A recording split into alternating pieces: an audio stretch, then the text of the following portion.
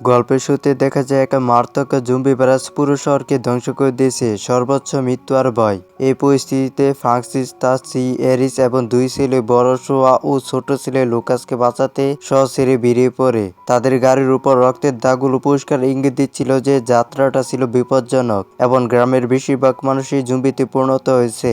Francis আশা করেছিল যে তার পরিবার গ্রামে নিরাপদ থাকবে, কিন্তু খামার বাড়িতে প্রবেশ করতে ফ্রান্সিস ছড়ানো ছিটানো জিনিসপত্র দেখে হতবাক হয়ে যায়। সে তার বাবা মাকে ডাকে এবং বাবার ঘরে ঢুকে দেখে যে তিনি বিছানায় শুয়ে আছেন, হাতে একটি বন্দুক। ফ্রান্সিস বুঝতে পারেন যে জম্বি হওয়ার আগেই তার বাবা আত্মহত্যা করেছিলেন। সে বাবার বন্দুক আর ঘড়িটা নিয়ে নেয়। হঠাৎ সে একটি কণ্ঠস্বর শুনতে পায়, তার মা, যার মাথা অর্ধেক কাটা। তিনি বেঁচে আছেন, তিনি শুধু দেওয়ালে মাথা ঠুকতে ঠুকতে দুঃখিত বলছেন। হঠাৎ তিনি ফ্রান্সিসকে আক্রমণ করেন, কিন্তু ফ্রান্সিস বাধ্য হয়ে তাকে গুলি করে। পরে সে তার বাবা মাকে কবর দেয় এবং বুঝতে পারে যে বাসটি গ্রামে পৌঁছে গেছে। এরপর শোয়া ফ্রান্সিসকে গুদামঘর থেকে প্রয়োজনীয় জিনিসপত্র আনতে বলে। তারা সেখানে গিয়ে দেখে যে খামার বাড়ির যে দেখাশোনা করতো সে আত্মহত্যা করেছে। কিছুক্ষণ নীরব থাকার পর ফ্রান্সিস শোয়াকে তার কোমরে বেল্ট থেকে চাবিগুলো বের করতে বলে। শোয়া ইতস্তত করে চাবিগুলো টানতেই সেই লোকটির দেহটা হঠাৎ মাটিতে পড়ে যায়। আতঙ্কিত হয়ে শোয়া বাইরে ছুটে যায়। তার ভয় দেখে এরিস তাকে প্রশ্ন করে এবং ফ্রান্সিস বুঝতে পারে যে আসল বিপদ শুরু হতে চলেছে। ফ্রান্সিস এরিসকে বলে যে গুরুতর কিছু ঘটেনি, শুধু একটা মৃতদেহ শোয়ার উপর পড়েছে। এই কথা শুনে এরিস খুবই রেগে যায় এবং বলে যে তুমি এমন কোনো বিপজ্জনক কাজ তাকে দিয়ে করাবে না। কিন্তু ফ্রান্সিস পরিষ্কারভাবে বলে যে এখানে বাঁচতে হলে তাকে এইসব কিছু শিখতে হবে, নইলে কেউ বেশি দিন বাঁচতে পারবে না। এরপর সে তার ছোট ছেলে লুকাসকে এক টুকরো আখ খেতে দেয়। লুকাসকে খুশি মনে খেতে দেখে ফ্রান্সিস আনন্দিত হয়, যা তার ছোট ছেলের প্রতি তার গভীর ভালোবাসা পরিষ্কারভাবে দেখা যায়। এরপর এরিস ফ্রান্সিসকে নিচের তলায় একটি তালা দেওয়া ঘরে নিয়ে যায়। ঘরটির দৃশ্য ফ্রান্সিসকে তার ভয় পাইয়ে দেয়, যা তাকে শৈশবের কথা মনে করে দেয়। ছোটবেলায় তার বাবা তাকে শাস্তি দেওয়ার জন্য এই ঘরে তালা দিয়ে রাখতেন। রাত নামতেই পুরো পরিবার একসাথে খেতে বসে। শোয়া একটি রেডিও খুঁজে পায় এবং এটি চালু করার চেষ্টা করে, কিন্তু ফ্রান্সিস এতে খুশি হয় না। সে শোয়াকে থামিয়ে আগে খেতে বলে। খাওয়ার সময় শোয়া তাকে জানায় যে সে তার প্রেমিকা এলিসের কাছ থেকে একটি বার্তা পেয়েছে। সে তার পরিবারের সাথে উত্তরে পাহাড়ে যাচ্ছে, যেখানে সরকার মানুষের জন্য একটি নিরাপদ আশ্রয়স্থল তৈরি করেছে। এই কথা শুনে ফ্রান্সিস যেতে অস্বীকার করে, বলে যে সে কোনো নিরাপদ আশ্রয়স্থলে যাবে না। তার বিশ্বাস সেখানকার মানুষের সাথে পশুর মতো আচরণ করা হয় এবং খাবারের জন্য তাদের লড়াই করতে হবে।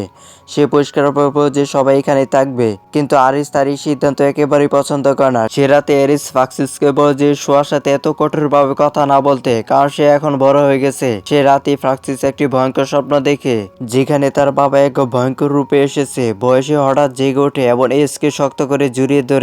সকালে কথা বলার সময় এরিস পরিষ্কারভাবে বলে যে এখানে থাকতে একদমই ভালো লাগে না। দুঃস্বপ্ন এবং এরিসের জেদের কারণে ফ্রান্সিস পার একটি নিরাপদ জায়গায় চলে যেতে রাজি হয়। পরিবারটি গাড়িতে করে রওনা দেয়। পথে তারা সেতুর উপর কয়েকটি গাড়ি পার করা দেখতে পায় এবং রাস্তাটি একটি লোহার প্রতিবন্ধক দিয়ে বন্ধ করা ছিল।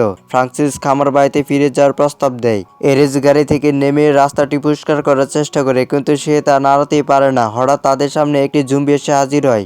ভয়ে এরিস দৌড়াতে শুরু করে। ঠিক তখনই ফ্রান্সিস গাড়ি থেকে নেমে জম্বিটিকে মেরে ফেলে। সে গুলি করে এরিসের জীবন বাঁচায়, কিন্তু গুলির শব্দ শুনে আরো জম্বি এসে বাচ্চাদের বহনকারী গাড়িটিতে আক্রমণ করে। ভয় না পেয়ে ফ্রান্সিস বুদ্ধিমত্তার সাথে জম্বিদের মনোযোগ অন্যদিকে সরিয়ে দেয়। তারা তাকে ধরে ফেলতে যাচ্ছিল, কিন্তু কোন রকম ভাবে সে পালিয়ে যায় এবং তাদের দিকে একটি শেল ছুড়ে মারে। একটি বিকট বিস্ফোরণে সব জম্বিরা মারা যায় এবং পরিবারটি রক্ষা পায়, কিন্তু গাড়িটি আর চালু হয় না। তারা পায়ে হেঁটে খামার বাড়িতে ফিরে আসতে বাধ্য হয়। বাড়ি পৌঁছে ফ্রান্সিস পরিষ্কারভাবে বলে যে এখন থেকে সবকিছু তার আন্ডারেই চলবে। পরদিন সকালে ফ্রান্সিস একা গাড়ি আনতে ব্রিজের কাছে যায়। গাড়িটি চালু হওয়ার সাথে সাথে তার মাথায় একটি চিন্তা আসে, যদি সে এটি নিয়ে আসে এরিস আবারও চলে যাওয়ার জন্য কথা বলবে। এই ভেবে সে গাড়িটি সেখানে রেখে ফিরে আসে। এরিস যখন গাড়ির কথা জিজ্ঞাসা করে, ফ্রান্সিস মিথ্যা বলে যে এটি নষ্ট হয়ে গেছে।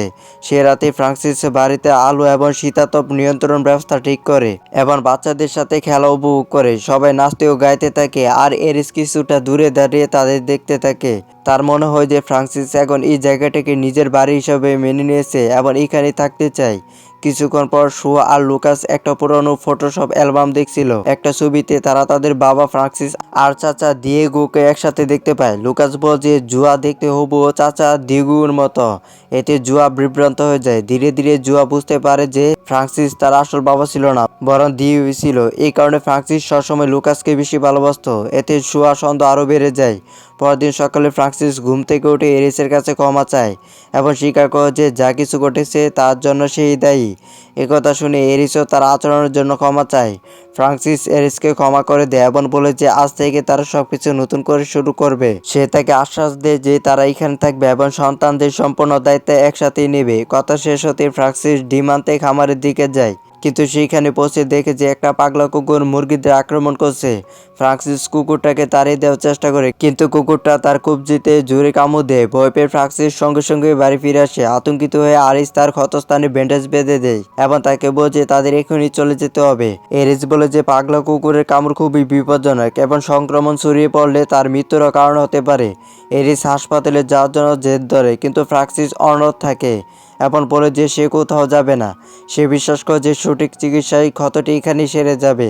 এইদিকে শুয়া রাস্তায় বেরিয়ে একটি রেডিও সংকেত ধরার চেষ্টা করে। তারপর সে ক্যাম্প সম্পর্কে কিছু একটা শুনতে পায়। সে দৌড়ে বাড়ি ফিরে তার বাবা মাকে সবকিছু বলে, কিন্তু ফ্রান্সিস তাকে বিশ্বাস করে না। রেগে গিয়ে তাকে মিথ্যা বলা বন্ধ করতে বলে। ফ্রান্সিস ইতিমধ্যে মেনে নিয়েছে যে পৃথিবীতে আর কোনো নিরাপদ জায়গা অবশিষ্ট নেই। মানুষ হয়ে মারা গেছে অথবা জম্বিতে পরিণত হয়েছে। রাতের খাবারের সময় পুরো পরিবার আবার ডেটা ক্যাম্পের সম্পর্কে আলোচনা করছে। ফ্রান্সিস ব্যাখ্যা করে যে বাইরের পৃথিবী পুরোপুরি ধ্বংস হয়ে গেছে এবং বেঁচে থাকার কোনো আশা নেই। সে বিশ্বাস করে যে এটি সবচেয়ে নিরাপদ জায়গা এবং তাদের এখানেই থাকা উচিত। পরদিন সকালে শুয়া তার বাবার কাছে এসে বলে যে সে তার পরিবারের জন্য কিছু করতে চায়। সে ব্যাখ্যা করে যে সে আর শিশু নয় এবং তার স্বাধীনতা চায়, কিন্তু ফ্রান্সিস তাকে উপেক্ষা করে বলে যে নিজের সিদ্ধান্ত নেওয়ার বয়স এখনো হয়নি। সে আরও বলে যে কখনো কখনো পরিবারকে বাঁচাতে হত্যা করতে হয়। শুয়া যখন তাকে জিজ্ঞাসা করে সে কি তা করতে পারবে কিনা, শুয়া উত্তর দেয় যে প্রয়োজনে সে তা করতে পারবে। শুয়ার সাহস পরীক্ষা করার জন্য ফ্রান্সিস তাকে মাঠে নিয়ে যায়। সে নিশানা করে তাকে গুলি করতে বলে। শুয়া বেশ কয়েকবার চেষ্টা করে, কিন্তু লক্ষ্যভ্রষ্ট হয়। ফ্রান্সিস রেগে চিৎকার করে বলে যদি সে তার পরিবারকে রক্ষা করতে না পারে তবে যেন এইভাবে কথা বলা বন্ধ করে। বয়স সত্ত্বেও শুয়া একটি গভীর শ্বাস নেয় এবং প্রচণ্ডভাবে গুলি চালাতে শুরু করে। গুলির শব্দ শুনে এরিস লুকাসকে নিয়ে বেরিয়ে আসে এবং রাগের ফ্রান্সিসকে থামতে বলে। ঠিক তখনই সে তাদের সামনে একটি জম্বি দাঁড়িয়ে থাকতে দেখে। হঠাৎ শুধু একটি নয়, বেশ কয়েকটি জম্বি তার দিকে তেড়ে আসতে শুরু করে। ফ্রান্সিস চিৎকার করে সবাইকে দৌড়াতে বলে। সবাই দৌড়ে ভিতরে ঢুকে দরজা বন্ধ করে দেয় এবং বাড়ির জিনিসপত্র দিয়ে পথ আটকে দেয়। উপরে গিয়ে তারা দেখে যে জম্বিরা পুরো বাড়িটা ঘিরে ফেলেছে। শীঘ্রই জম্বিরা দরজা ভাঙার চেষ্টা করবে। ফ্রান্সিস বুঝতে পারে যে পালানো এখন কঠিন। হঠাৎ বাইরের গাড়ির শব্দ শোনা যায়। একজন লোক গাড়িতে করে এসে জোরে হর্ন বাজাতে শুরু করে। সঙ্গে সঙ্গে জম্বিদের দৃষ্টি গাড়ির দিকে চলে যায়। লোকটি গাড়ি ঘুরে দৌড়ে পালায় এবং সব জম্বিরা তার পিছু দাও করে, কিন্তু ফ্রান্সিস গাড়িটি দেখে চিনতে পারে যে এটি কার গাড়ি। পরদিন সকালে ফ্রান্সিস নদীর তীরে লোকটির সাথে দেখা করতে যায়। সেখানে সে জানতে পারে যে লোকটি তার বড় ভাই ডিয়েগো, যে আগের রাতে তাদের জীবন বাঁচিয়েছিল। ডিয়েগো তাকে জানায় যে সে তার বাবা মার সাথে দেখা করতে এসেছে, কিন্তু ফ্রান্সিস তাকে বোঝে তারা আর এই পৃথিবীতে নেই। ডিয়েগো তাদের সাহায্য করার জন্য বলে, কিন্তু ফ্রান্সিস এতে মোটেও খুশি হয় না। আসলে ফ্রান্সিস ডিয়েগোকে ঘৃণা করে, কারণ বিয়ের পর এরিসের সাথে তার সম্পর্ক ছিল এবং জোশো আসলে ডিয়েগোর ছেলে, ফ্রান্সিসের নয়। রেগে গিয়ে ফ্রান্সিস ডিয়েগোকে অবলম্বনে চলে যেতে বলে। যাওয়ার আগে ডিয়েগো তাকে একটি মাত্র মানচিত্র দেয় এবং বলছে যদি সে বাঁচতে চায় তবে তাকে উত্তরের পাহাড়ে শিবিরে যেতে হবে। সে তাকে আরও বলছে শহরের জম্বিরা ধীরে ধীরে এদিকে এগিয়ে আসতেছে। ফ্রান্সিস ক্ষিপ্ত হয়ে মানচিত্রটি পুড়িয়ে ফেলতে যায়, কিন্তু শেষ মুহূর্তে থেমে গিয়ে সেটি রেখে দেয়। বাড়ি ফিরে সে ডিয়েগোর জ্যাকেটটি এরিসকে দেখায়। এরিস কষ্ট পেয়ে কিছু না বলে নিজের ঘরে চলে যায়। এখন ফ্রান্সিস অনুভব করতে শুরু করে যে জম্বিরা যে কোনো সময় এসে পড়তে পারে, তাই সে দরজা জানালাগুলো আরো মজবুত করতে শুরু করে। এদিকে লুকাস খেলতে খেলতে বেসমেন্টে চলে যায়। যা দিয়ে উকি দিতে সে ভয়ে চিৎকার করে ওঠে। এরিস এসে বাইরে একটি বুড়ো জম্বিকে দাঁড়িয়ে থাকতে দেখে সে লুকাসকে বুঝে যে জম্বিরা দুর্বল এবং বিপজ্জনক নয়। কিন্তু ফ্রান্সিস চুপচাপ সব শুনতে শুনতে বাইরে যায় এবং জম্বিটিকে তাড়া করে মেরে ফেলে ও তার মাথা কেটে ফেলে। বাড়ি ফিরে ফ্রান্সিস সবাইকে জোরো করে বলে যে বাইরে এখনো বিপজ্জনক জম্বি আছে, তাই তাদের খামার বাড়িতে থাকা উচিত, কারণ ওটাই সবচেয়ে নিরাপদ জায়গা। কিন্তু এরিস বুঝতে পারে যে ফ্রান্সিস সত্যি বলছে না। শুয়া তার ঘরে ঢুকে ডিয়েগোর দেয়া মানচিত্র দেখতে পায়। কিছুক্ষণ পর ফ্রান্সিস বেরিয়ে এসে শুয়াকে চলে যেতে বলে। রাত নামতেই ফ্রান্সিস হঠাৎ করে বড়দিনের প্রস্তুতি নিতে শুরু করে। সবাই তাকে বলে যে এখনো তো সেপ্টেম্বর মাস, বড়দিন কিভাবে সম্ভব, কিন্তু ফ্রান্সিস বোঝে আজই তার বড়দিন। এখানেই পরিষ্কার হয়ে যায় যে ফ্রান্সিসের মানসিক অবস্থা ধীরে ধীরে অবনতি হচ্ছে।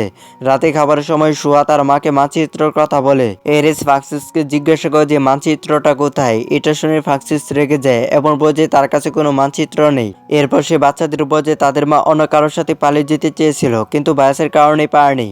এরিসকে সত্যিটা জিজ্ঞাসা করে। এরিস স্বীকার করতে বাধ্য হয় যে ফ্রান্সিস যা বলেছে তা সত্যি। এরপর ফ্রান্সিস সবাইকে সতর্ক করে দেয় যে কেউ বাড়ি থেকে বেরোতে পারবে না। সে মানচিত্রটা তুলে আগুনে ফেলে দেয়। এটা দেখে এরিস রাগের ফ্রান্সিসকে একটা থাপ্পড় মেরে নিজের ঘরে চলে যায়। এরপর দিন ফ্রান্সিস আখ সংগ্রহ করতে মাঠে যায়।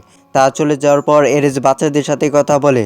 এটা পরিষ্কার যে বাচ্চারা তাদের মায়ের সাথে বেশি নিরাপদ বোধ করছে, কারণ ফ্রান্সিস অদ্ভুত আচরণ করতে শুরু করছে এবং তাকে দেখে মনে হচ্ছে সে মানসিকভাবে ভারসাম্যহীন হয়ে পড়েছে। সন্ধ্যায় ফ্রান্সিস ফিরে আসে এবং একটি বড় কাঠের তক্তা এনে দরজার সামনে রাখে। সে সবাইকে বোঝে বাইরে বিপজ্জনক জম্বিরা ঘুরে বেড়াচ্ছে এবং কেউ যেন বাইরে না যায়। যে কেউ বের হওয়ার চেষ্টা করলে তাকে আক্রমণ করার হুমকিও দেয়।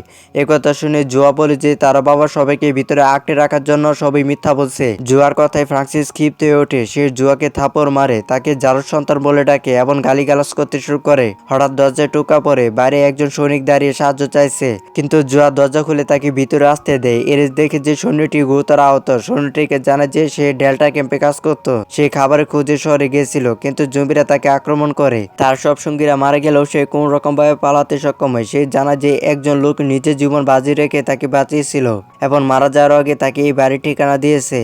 সবাই বুঝতে পারে যে সেই লোকটি দিয়েগো। এরিস আতঙ্কিত জিজ্ঞাসা করে দিয়েগো কি বেঁচে আছে কিনা। সৈনিকটি জানায় যে জম্বিদের দ্বারা ঘেরাও হয়ে গেছিল এবং সম্ভবত মারা গেছে। এরপর এরিস সৈনিকটিকে ক্ষতস্থানে ব্যান্ডেজ করে দেয় এবং ফ্রান্সিসকে তাকে আজ রাতে সেখানে থাকতে দেওয়ার জন্য অনুরোধ করে। ফ্রান্সিস রাজি হয়, কিন্তু শর্ত দেয় যে সৈনিকটি বেসমেন্টে থাকবে।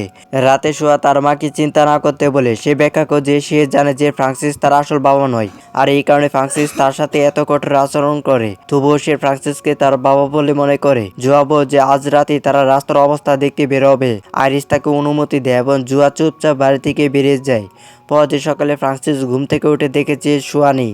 সে এরিসকে জিজ্ঞাসা করে শোয়া কোথায় গেছে, কিন্তু এরিস কোনো উত্তর দেয় না। ঠিক তখনই ফ্রান্সিস একটা খোলা দরজা দেখতে পায় এবং বুঝতে পারে যে শোয়া পালিয়ে গেছে। এই বিষয়টি তার মনে এতটাই ভার হয়ে দাঁড়ায় যে সে প্রচন্ড ক্ষিপ্ত হয়ে ওঠে। সে একটি হাতুড়ি তুলে বেসমেন্টে থাকা সৈনিকটিকে আঘাত করে, যার ফলে সে মারা যায়। এই দৃশ্য দেখে এরিস ও লুকাস ভয়ে কাঁপতে থাকে। এরপর ফ্রান্সিস এরিসকে জোরে ধাক্কা দেয়, যার ফলে সে জ্ঞান হারিয়ে ফেলে। জ্ঞান ফিরে পেয়ে এরিস দেখে যে ফ্রান্সিস তাকে ও লুকাসকে বেসমেন্টে আটকে রেখেছে। এদিকে ফ্রান্সিস সেই কুকুরটিকে দেখতে পায়, যেটি কিনা তাকে কামড় দিয়েছিল। রাগে সে বাইরে গিয়ে খুবই খারাপভাবে কুকুরটিকে মেরে ফেলে। ফ্রান্সিসের মানসিক অবস্থা পুরোপুরি ভেঙে পড়েছে। সেই কুকুরটির মাংস রান্না করে এরিস ও লুকাসের কাছে নিয়ে আসে এবং জোর করে তাদের খাওয়াতে চেষ্টা করে। এরিসও রাজি হয় না। রাগে ফ্রান্সিস প্লেটটি ছুঁড়ে মারে এবং একটি ছুরি নিচে পড়ে যায়। এরিস কোন রকম ভাবে ছুরিটি তার পায়ের নিচে লুকিয়ে ফেলে। এরপর এরিস ফ্রান্সিসকে শান্ত করার চেষ্টা করে। সে বলে যে ফ্রান্সিস তার জীবনের সবচেয়ে গুরুত্বপূর্ণ ব্যক্তি, কিন্তু তখনই ফ্রান্সিস তার পায়ের নিচে লুকানো ছুরিটি দেখতে পায়। সে সেটি তুলে নেয় এবং এরিসকে আবারও বেসমেন্টে আটকে রাখে। এরিস পালানোর চেষ্টা করে, কিন্তু পা পিছলে সে আবারও জ্ঞান হারিয়ে ফেলে। কিছুক্ষণ পর এরিসে জ্ঞান ফিরে লুকাস তাকে জিজ্ঞাসা করে এরপর কি করতে হবে। এরিস তাকে একটি পরিকল্পনা দেয়। লুকাস জোরে চিৎকার করতে শুরু করে। তার কণ্ঠস্বর শুনে ফ্রান্সিস দূরে আসে। এই সুযোগে এরিস তাকে আক্রমণ করে। সে ফ্রান্সিসকে অজ্ঞান করে বেসমেন্টে আটকে রাখে আর নিজে লুকাসকে নিয়ে পালিয়ে যায়। বেসমেন্টে আটকে থেকে ফ্রান্সিস তার শৈশবের স্মৃতিতে ডুবে যায়। বাইরে এরিস লুকাসকে নিয়ে পালানোর চেষ্টা করে, কিন্তু তখনই দরজার কাছে ডিউগোকে দেখতে পায়, যে এখন একজন জম্বি। ভয়ে এরিস লুকাসকে ধরে বাড়ির ভিতরে দৌড়ে যায়, কিন্তু জম্বি ডিউগো ভিতরে ঢুকে লুকাসকে আক্রমণ করে। এরিস তার ছেলেকে বাঁচাতে এগিয়ে যায়, কিন্তু জম্বিটি তাকেও আক্রমণ করে। বেসমেন্টে থাকা ফ্রান্সিস তাদের চিৎকার শুনতে পায়। সে তার সমস্ত শক্তি দিয়ে দরজা ভেঙে উপরে যায়। রাগে সে ডিউগোকে আক্রমণ করে এবং ছুরি দিয়ে তাকে হত্যা করে। এরপর ফ্রান্সিস রাগে এরিসকে জিজ্ঞাসা করে কেন সে তার সাথে এমনটা করলো। ঠিক তখনই লুকাস আসে এবং সবাই দেখতে পায় যে লুকাসকে একটি জম্বি কামড়েছে। এরিস এবং ফ্রান্সিস দুইজনে আতঙ্কিত হয়ে পড়ে। এই মুহূর্তে ফ্রান্সিস পুরোপুরি শান্ত হয়ে যায়। তার রাগ কমে যায় এবং সে ভেঙে পড়ে। সে আরিসের কাছে তার ছেলেকে বাঁচানোর জন্য মিনতি করে। বাধ্য হয়ে এরিস লুকাসের সংক্রমিত হাঁটি কেটে ফেলে এবং ক্ষতস্থানে ব্যান্ডেজ করে দেয়। এই দৃশ্য দেখে ফ্রান্সিসের ভিতর থেকে ভেঙে পড়ে। এরিস তাকে তাড়াতাড়ি একটি গাড়ি আনতে বলে যাতে লুকাসকে ডাক্তারের কাছে নিয়ে যাওয়া যায়। ফ্রান্সিস ভেন্টির দিকে দৌড়ে যায়, কিন্তু সেখানে তার বড় ছেলে শোয়া একটি বন্দুক হাতে দাঁড়িয়ে ছিল। ফ্রান্সিস রক্তাক্ত অবস্থায় দেখে শোয়া বুঝতে পারে যে তার বাবা পুরোপুরি পাগল হয়ে গেছে এবং হয়তো এরিসকে হত্যা করেছে। ভয়ে ও রাগে শোয়া গুলি চালায়। শোয়া যখন আহত ফ্রান্সিসের কাছে পৌঁছায়, ফ্রান্সিস তার ছেলে হাত ধরে বলে যে সে সবসময় শোয়াকে নিজের ছেলে হিসাবে দেখছে, তাকে কষ্ট দেওয়ার জন্য তার কাছে ক্ষমা চায়। এই কথা শুনে শোয়া ভেঙে পড়ে কাঁদতে থাকে এবং বলে যে সে অজান্তে একটি গুরুতর ভুল করে ফেলেছে। কিন্তু তারপর ফ্রান্সিস মারা যায়। সবকিছু শেষ হয়ে গেছে বুঝতে পেরে শোয়া কান্নায় ভেঙে পড়ে। সে ভেন্টি নিয়ে বাড়ি ফিরে আসে, যেখানে এরিস তার জন্য অপেক্ষা করছিল। এরিস তখনও জানে না যে ফ্রান্সিস মারা গেছে। ফ্রান্সিস আর বেঁচে নেই, তার ভাই দিয়েগো নেই। পুরো পরিবারের দায়িত্ব এখন একা ইরিসের উপর এসে পড়েছে এবং এই দৃশ্যের মধ্যে দিয়ে মুভিটা এখানে শেষ হয়ে যায়।